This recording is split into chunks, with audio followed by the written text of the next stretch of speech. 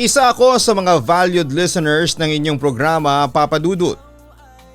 Nakarelate ako sa mga storyang tinatampok ninyo, lalo na yung storya ng magkambal na nag-agawan sa isang lalaki. Nagpasya naman akong sumulat sa inyo kasi gusto kong humingi ng payo sa inyo. Kasi hanggang ngayon ay hindi pa rin ako nakaka-move on sa recent breakup. Ewan ko ba kung bakit ganon. Bakit ako nagpakatanga sa isang taong alam ko namang may mahal ng iba? Hindi ko alam kung bakit pa ako naghahabol sa taong yon. Papadudod, sana sa pamamagitan mo ay maibsan ang sakit na nasa loob ng dibdib ko. Siya nga pala, ako po si Priyanka Jasmine Mendoza. Totoo kong pangalan pero gusto kong tawagin mo na lamang ako sa pangalang Priyanka. I'm 35 years old at isang bank teller sa isang bangko. Hindi ako natatakot na malaman ng sambayanang Pilipino ang storya ko kasi nga wala akong dapat na itago sa sarili ko. Nagpakatotoo lamang ako. Ngayon pa lamang umaamin ako na isa akong bisexual. It means nagkakagusto sa lalaki at sa kapwa ko babae. Pero never kong ikinahiya yon. Kasi tanggap ko ang sarili ko at wala akong pakialam sa mga sasabihin ng iba laban sa akin. Papadudot, meron ako naging karelasyon na lesbian, sina Zarina. Pero tawagin niyo na lamang po siyang Rena. Isa siyang bank manager at matanda sa akin ng 10 taon. Sobra kong mahal na mahal si Rena noon at masaya naman ako sa piling niya. She gave me all the love I needed at kahit kailan ay never niya akong pinaiyak, Papadudot. Pakiramdam ko noon ay ako na ang pinakaswerteng nilalang sa mundo for having her. Grabe, parang kailan lang nung sinagot kita, biruin mo.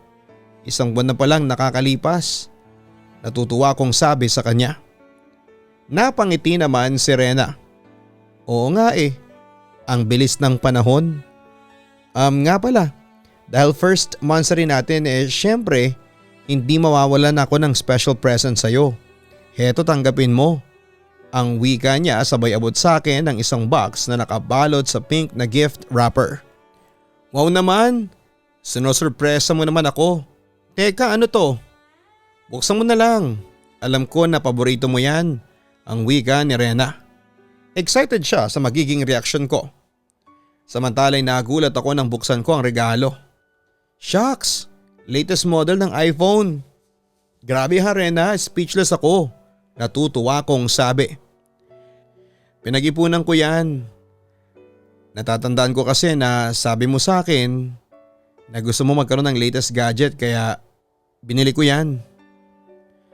Ang mahal nito, bongga. Sige Rena, ikaw na ang mapera. Kung sa bagay talagang mapera ang isang bank manager, ang puri ko sa kanya. Basta ikaw Priyanka, handa kong ibigay sa iyo ang lahat. Kahit gaano pa kamahal yan, you're the most precious thing that I had. Kaya gagawin ko ang lahat para pasahin ka. Sinserong sabi niya sa akin. Nagustuhan ko itong regalo mo sa akin. I love it. Salamat ulit ha, mahal ko. Ang wika ko sabay halik sa kanyang pisngi. Priyanka, salamat sa pagmamahal na ibinibigay mo sa akin ha. Kahit na alam mo na, ganito ako, isang tibo. Sinagot mo pa rin ako. Sobra-sobra ang pasasalamat ko sa Diyos kasi kahit na lesbiana ako, ay binigyan pa rin niya ako ng pagkakataong maging maligaya sa piling ng babaeng mahal ko. I love you. Napangiti ako sa mga sinabi niyang yon. I love you too. Basta tandaan mo lang na wala akong pakialam sa mga sasabihin sa atin ng ibang tao. Kahit na lesbiana ka pa, ipinagmamalaki kita bilang karelasyon ko. Tanggap kita maging sino ka man. Papadudot, masasabi kong napakaswerte ko kay Rena. Hindi man siya tunay na lalaki pero sa kanya ko nakita at naramdaman ang hinahanap ko sa isang lalaki. Ramdam ko na secured ako kapag magkasama kami and to add na talagang magaling siya sa martial arts. Kaya madedepensahan niya talaga ako sakaling may magtangka sa buhay ko. Pero overall ay masaya ako sa piling ni Rena dahil itinuturing niya talaga akong isang prinsesa. Anyway, kahit na busy kami sa school projects and activities, ay sinisikap talaga ni Rena na magkaroon ng oras para sa akin. Nga pala, kumusta na yung term paper mo? Kailan ka magsisimula? Sinong kapartner mo? Usisa sa akin ni Rena isang araw pagkatapos ng aming klase. Actually, kahapon pa lang kami pinag-grouping ng professor ko sa research methods. 2 estudyante kada grupo. Yung ka-group ko basketball varsity player ng school namin, si Seth. Alam ko nakita mo na siya dati. Ang kwento ko sa kanya. Seth? Natatandaan ko na siya. Yung morenong guy na may pamatay na dimples, ang wika niya. Halatang naalarma siya sa aking mga sinabi. Tumango naman ako bilang tugon. Yap, siya nga yun. Kumpirma ko. Teka, bakit siya pa ang kagrupo mo? Marami namang iba dyan. Nagsiselos na wika ng aking lover. Yung professor ko ang nag-pair sa aming dalawa. Paliwanag ko naman sa kanya. Teka, wag mong sabihin sa akin na nagsiselos ka. Usisa ko pa sa kanya. Hindi ako nagsiselos doon. Mas gwapo naman ako doon. Pagmamalaki pa ni Rena. Sumang-ayon naman ako. Oo naman Rena, mas gwapo ka naman kay Seth. At saka hindi kita pagpapalit sa lalaking yon. Ikaw lang ang mahal ko. Ang wika ko para mapanatag ang kanyang kalooban. Talaga kahit na gwapo at campus heartthrob ang kapartner mo sa term paper mo, hindi mo ko ipagpapalit sa kanya? Panunubok pa niya sa akin. Hinding-hindi no, maniwala ka sa akin, ikaw lang ang love ko at wala nang iba. Paninigurado ko naman sa kanya. At naselyuhan pa yon nang nabigyan ko siya ng isang matamis na halik sa labi. Uy, nagbablush siya, asar ko sa kanya pagkatapos. Pagkatapos noon ay nagharutan kami. Paano hindi ako magbablush? Hinalikan ako ng pinakamagandang girlfriend sa balat ng lupa. At saka pakiramdam kong barakong-barako ako dahil sa'yo. O tingnan mo itong muscles ko, pagmamalaki pa niya. Natawa naman ako sa kanyang mga sinabi. Sige, ikaw na ang macho. Nako, pakis nga ulit sa labidabs ko. Ang sabi ko pa sa kanya ng sandaling yon. Papadudot ganoon ang naging takbo ng relasyon namin ni Rena. Kahit na pareho kaming babae ay daig pa niya ang mga tunay na lalaki kung pasayahin niya ako. Akala ko noon ay wala nang katapusan ang kasiyahan namin yon na forever na ang relasyon namin. Pero nagkamali ako. Isang araw ay dumating sa buhay ko si Seth, kaklase ko at kapartner ko noon sa term paper. Papadudot nung una ay wala akong nararamdaman para kay Seth kasi mahal na mahal ko noon si Rena. Kaso'y sinubok ako ng tadhana. Dahil sa aking karisma at kagwapuhan ni Seth ay nabihag niya ako. The next thing I knew, ako na ang gumawa ng first move at naging kami. At that time ay nawala ang pagmamahal ko kay Rena. Papadudod nakipagrelasyon ako kay Seth kahit na hindi pa kami hiwalay noon ang shota kong lesbiana. Kumbaga ay naging two-timer ako. Samantala dumating din ang panahon na kailangan kong mamili sa 2 taong karelasyon ko. Paano kaya ako makikipag-break kay Rena? Paano ko sasabihin sa kanya na si Seth na ang mahal ko? Ay, malaking problema to. Bulong ko noon sa aking sarili.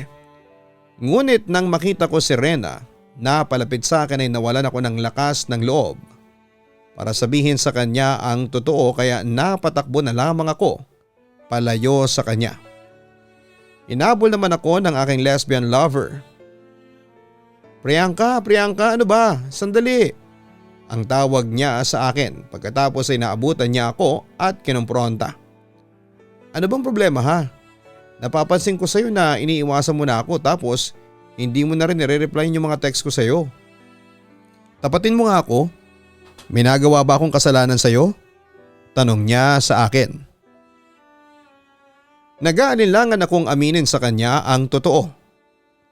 Rena, alam kong masasaktan ka sa mga sasabihin ko sa iyo pero huminga muna ako ng malalim bago muling nagsalita. Gusto ko na makipag-break sa iyo. Pag-amin ko.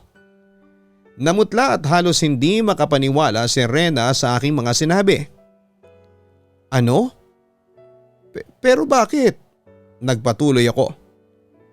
Rena, gusto ko lang makipaghiwalay. May hinahanap kasi ako sa isang relasyon na hindi ko makikita sa iyo. Oo, hindi ka nagkulang sa akin at palagi mong sinusunod ang layaw ko pero kulang pa rin eh. At ano naman ang nag-udyok sa iyo na hiwalayan na ako? Teka, parang mali yata ang tanong ko. Priyanka, sino ang nag-udyok sa iyo na hiwalayan mo ko? Si Seth ba? O sisa niya sa akin? Gusto mong malaman ang totoo?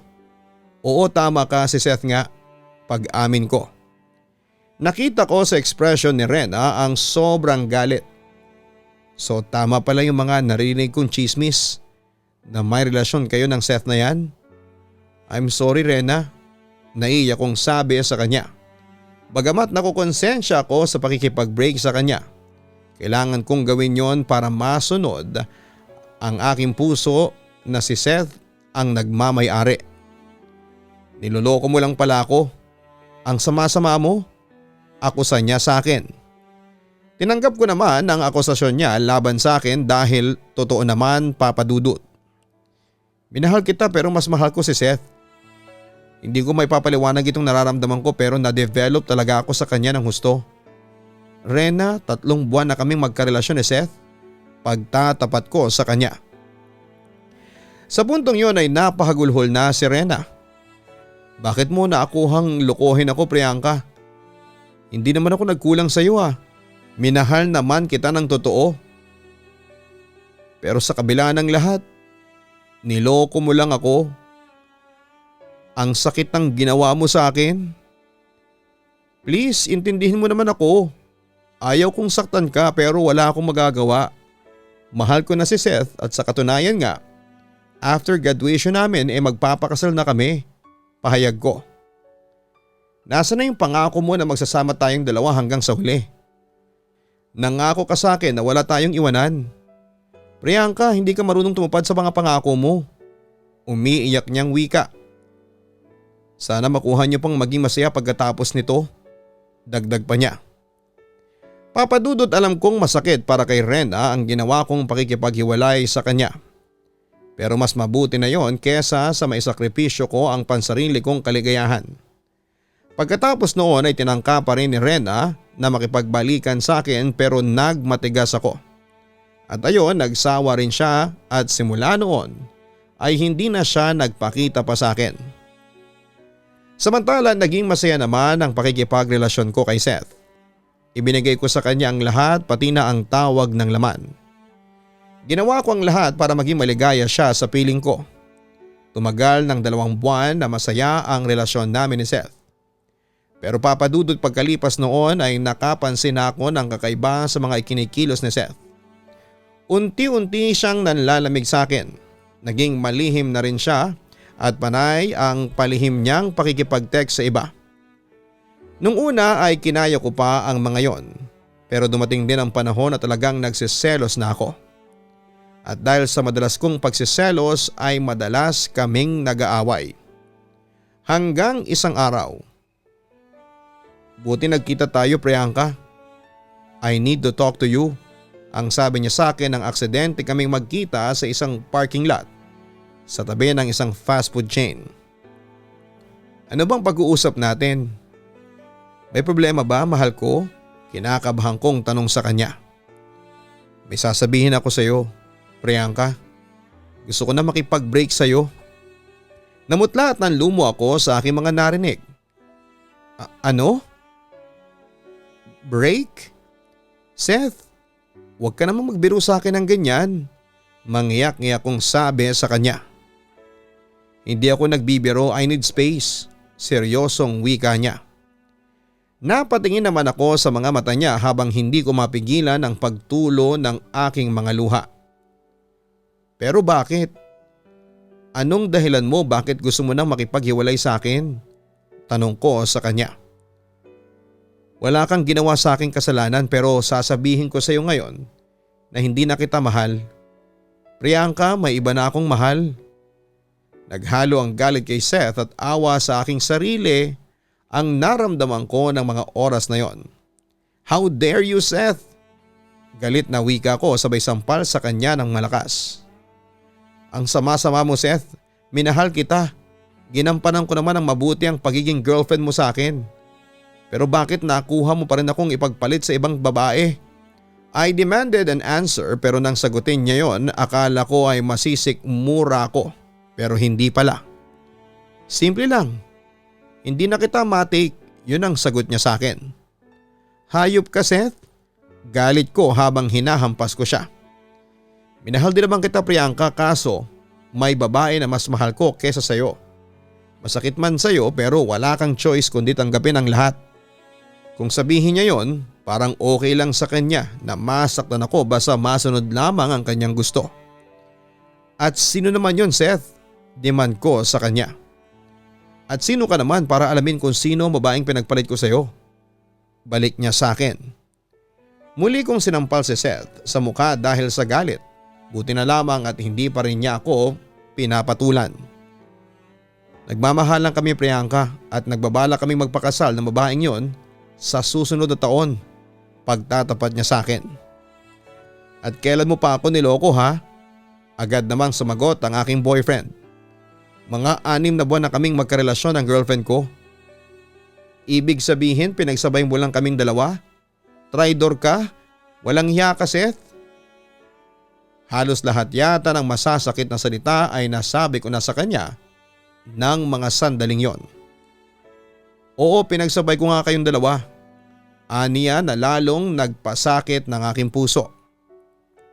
Bakit, ano bang meron sa babaeng yon na wala sa akin? Tanong ko na lamang sa kanya habang napapahagulhol ako. Marami. Sa kanya ko kasi nakita ang katangian ng babaeng pinapakasalan. Ikaw, ayaw ko man sabihin ito sa iyo pero pangkama ka lang. Hindi yan ang tipo ko ng babaeng gusto kong mapangasawa. Sa puntong yon ay parang nawala na ako ng lakas at ang tangi ko na lamang magagawa ay ang umiyak sa aking miserableng buhay pag-ibig. Hindi ako titigil, Seth. Magkamatayan na pero hindi ko pakakawala ng bagay na alam kong sa akin. Hindi ako makikipaghiwalay sa iyo, Seth. Tandaan mo yan. Banta ko na lamang sa kanya. Papadudot yun na ang pinakamasakit na pangyayari sa talambuhay ko. Ang masaktan dahil sa pag-ibig. Naisip ko na kaagad akong nakarma sa pag-iwan ko kay Rena. Papadudot nakaramdam ako ng guilt at naunawaan ko kung ano ang nararamdaman ni Rena noon. Kaya tulad ni Rena ay nag-decide akong ipaglaban ang pagmamahal ko kay Seth. Pero hindi tulad ng ex ko na sumuko sa pakikipaglaban. Ako ay ipaglalaban ko ang pagmamahal kong yon kay Seth. Hanggang sa manalo ako no matter what, kahit marami ang masasagasaan.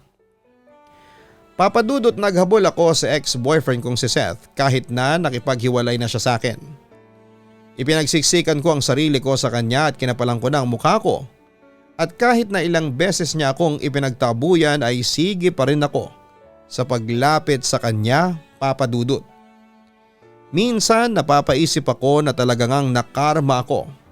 Kasi kung dati si Rena habol ng habol sa akin, ngayon naman ay ako ang naghahabol sa isang lalaking niloko lamang ako. Pero kahit nga na niloko niya ako ay pilit pa rin akong nagbubulag-bulagan doon. Samantala isang gabi ay hindi ko ine-expect na madidiskubre ang katotohanan sa likod ng pakikipaghiwalay sa akin ni Seth. Natatandaan ko noon dumating ako sa condo unit ni Seth sa pag-aakalang nag-iisa lamang siya. Ngunit nagkamali ako dahil narinig kong may kausap siya at tila pamilyar sa akin ang boses ng kausap niya. Paano na si Priyanka? Paano mo siya hihiwalayan para sa akin? Narinig kong tanong ng kausap ni Seth. Simple lang. Sinabi ko sa kanya na hindi ko siya mahal. Ganun lang. Ako kasi yung tipo ng taong derechahan ko magsalita. Derechang sagot ni Seth sa kausap niya. Halatang nagpapa-flirt ito sa kausap na isang babae. Kumusta naman? I'm sure nasaktan ng babaeng yon. Natatawa nitong wika. Nasaktan siya pero wala akong pakialam. Alangan namang piliin ko siyang mahalin at isakripisyo ko ang pansarili kong kaligayahan. Sagot pa ng ex-boyfriend ko. Well, ganun talaga. Minsan sa pag-ibig ay hindi maiiwasan ang masaktan. Dagdag naman ng babae. Nanginig ang buong katawan ko dahil pamilyar sa akin ang boses ng babae. Ito ay walang iba kundi ang ex-lover ko na lesbiana, si Rena. Nga pala Rena, curious lang ako. Ano ang nagpabago sa iyo from lesbian to straight woman? Narinig kong tanong ni Seth kay Rena. Tinatanong pa ba yan? Syempre ikaw. Alam mo Seth, simula nung makilala kita, ikaw na ang tinibok nitong puso ko. Kasi hodang lesbiana ako. Sagot ni Rena na halatang inaakit ang lalaking kausap niya. Diyan ko napatunayan na makapangyarihan nga talaga ang pag-ibig. Kaya niyang baguhin ang isang tao. That's true. Pagsang-ayon ni Rena sa sinabing yun ni Seth. You know what Rena? Sa iyo ko lang naramdaman ang kakaibang kasiyahang ito na never kong naramdaman sa ibang babaeng nakasama ko. Kahit si Priyanka. Kaya umasa ka na hindi kita ipagpapalit sa ibang babae. Ikaw lang ang mamahalin ko. Kahit na 10 years ang agwat ng edad natin, usisa pa ni Rena. Age does not matter, hindi ba? Ang edad, numero lang yan. Etong nararamdaman kong pagmamahal sa iyo ang importante. Ikaw Rena, mahal mo ba talaga ako? Si Seth naman ang nag-usisa kay Rena. Oo naman, mahal kita. As in mahal na mahal. Narinig kong wika ni Rena. Pagkatapos noon ay tila naghalikan ang dalawa. Dahil sa sobrang panibog ko ay hindi na ako nakatiis at padabog akong kumatok ng pinto. Agad naman yung binuksan ni Rena at nagulat siya nang makita ako. Priyanka, napasyal ka? Sarkastiko nitong tanong sa akin. Nagulat din si Seth pagkakita sa akin.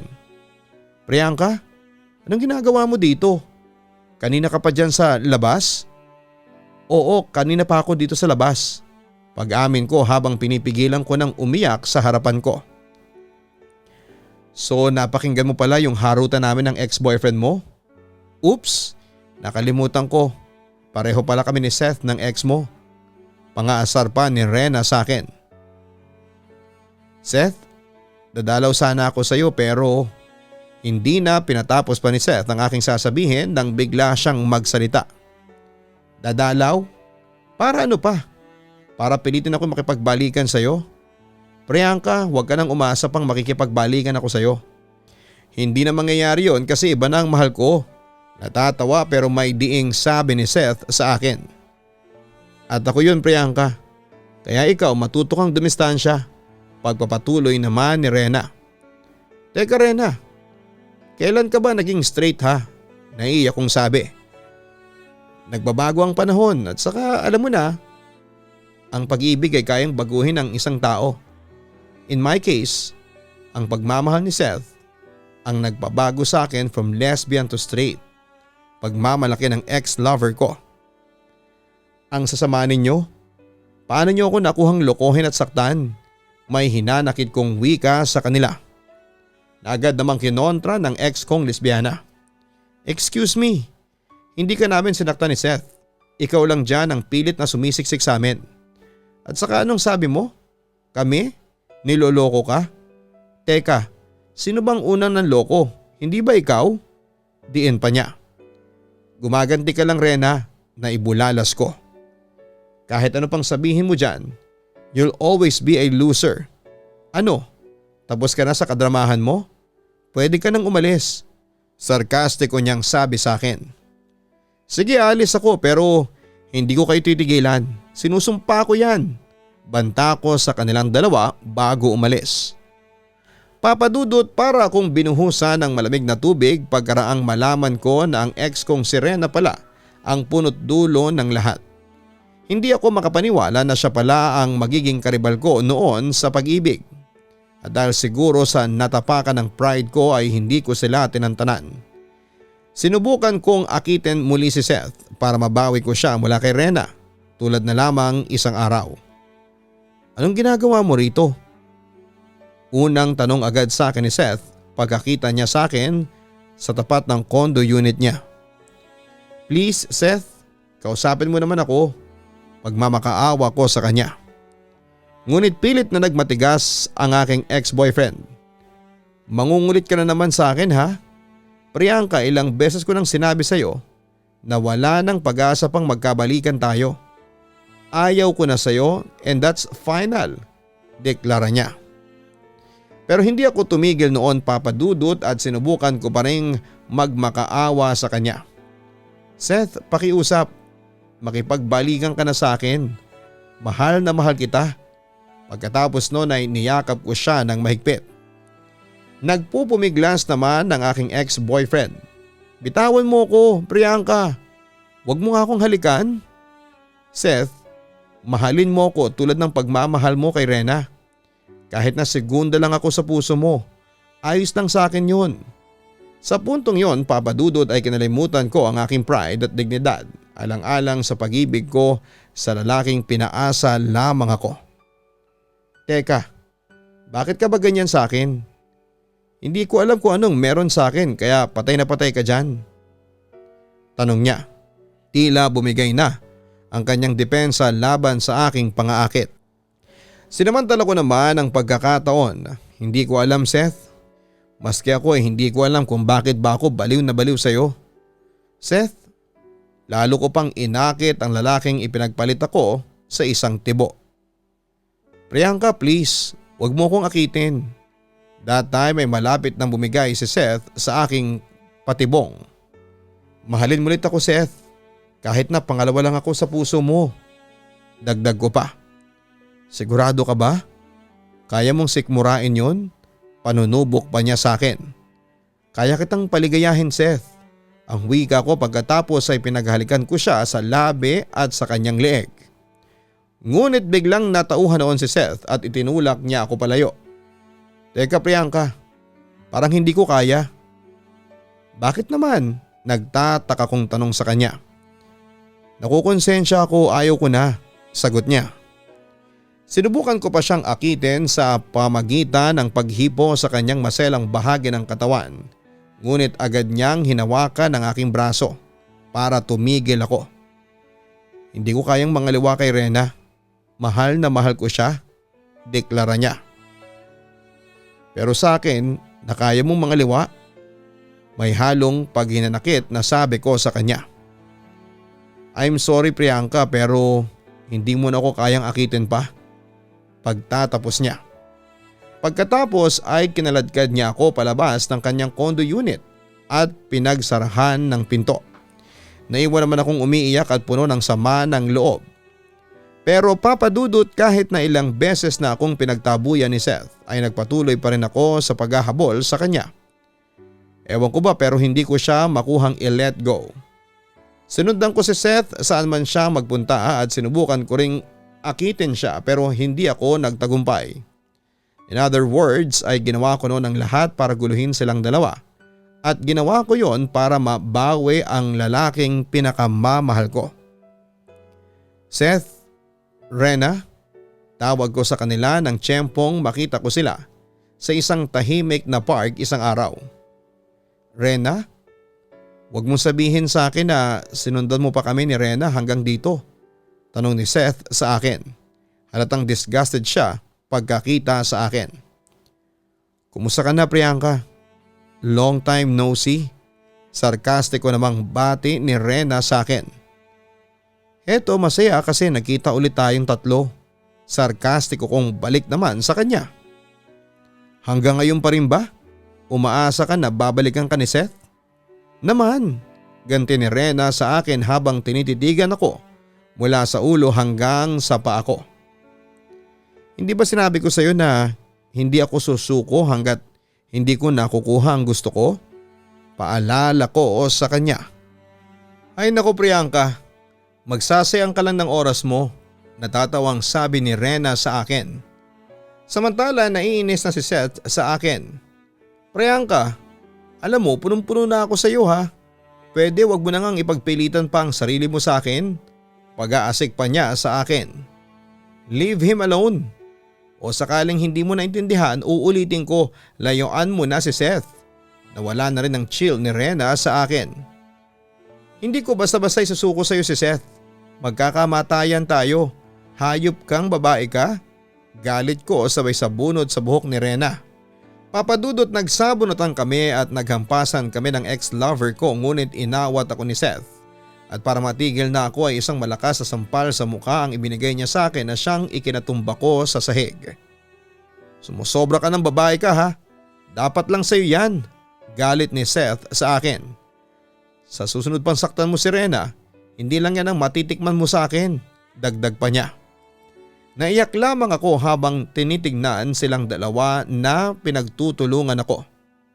Hoy Priyanka, hindi ako papayag na guluhin mo pa kami. Isa pang beses na gawin mo yan, hindi kami mangingiming ipakulong ka. Banta naman ni Rena sa akin. Nagpatuloy lamang ako sa pag-iyak, ngunit lalo akong nilait ng aking ex-lover na tomboy. Sumingit pa si Seth. Alam mo Priyanka, hindi ka nakakaawa. Ikaw ang kumakawawa sa sarili mo. Gumising ka dyan. Lalo mo lang ginagawang talunan ang sarili mo.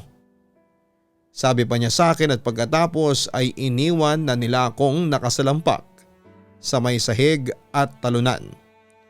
At that point I realized na dapat ko nang itigil ang kahibangan ko kay Seth. Ang eksenang yon ang aking turning point. Sa isang iglap ay nawala na ang natitira kong pagmamahal sa ex-boyfriend ko. Muli akong bumangon at nagpasyang kalimutan na lamang ang dalawang taong nanakit sa aking damdamin. Sa ngayon ay tuluyan ko na silang nakalimutan. Hindi na rin po ako galit sa kanila at saka wala na rin naman akong balita sa kanila. At kung meron man akong mabalitaan ay wala na rin akong pakialam. Masaya na ako sa buhay ko sa ngayon. Yes, single pa rin ako sa ngayon. Pero meron akong prospect boyfriend. Isa siyang transgender man na nagngangalang Paulo. Kasalukuyan siyang nanliligaw sa akin ngayon at pinag-iisipan ko na siyang sagutin. Hanggang dito na lamang ang aking sulat sa inyo at muli ay nagpapasalamat ako sa inyo, Papa Dudut. Pakibati na lang po ang mga kaibigan kong sina Joyce Hernandez, Danica Grace Lozano, Maxima de los Reyes at sa aking beloved na si Paulo Nievera. Magandang araw sa iyo Papa Dudut at sa lahat ng mga tagapakinig mo. God bless and more power. Lubos na nagpapasalamat, Priyanka. Nakakagulat ang iyong kwento Priyanka dahil yung dati mong lover ay siyang naging karibal mo din sa pag-ibig. Mabuti na lamang at naka-move on ka na at nakahanap ka na rin ng taong magmamahal sa iyo ng tapat. Hindi mo deserve ang magmahal na mga katulad ni Rena at Seth. Nakita natin na ang dalawang yon ay mapagsamantala o opportunistic. Walang sino man sa atin ang deserve na lokohin at paasahin. Kaya hindi talaga dapat mahalin ang mga ganitong klase ng tao. Bukod sa tama lang ang naging desisyon mong pakawalan na si Seth. Dahil kung hindi mo ginawa yon ay hindi mo matatagpuan ang totoo mong kaligayahan.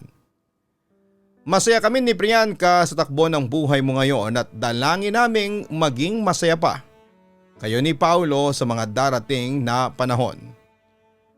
Maraming salamat sa pagbabahagi mo ng iyong kwento sa aming himpilan dito sa Papa Dudut Stories. God bless and good luck.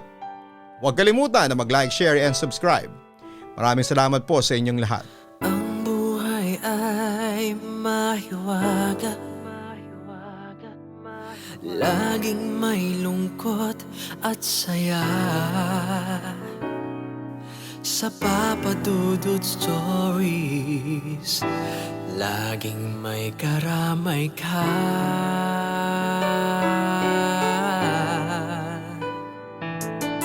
Mga problemang kay bigat,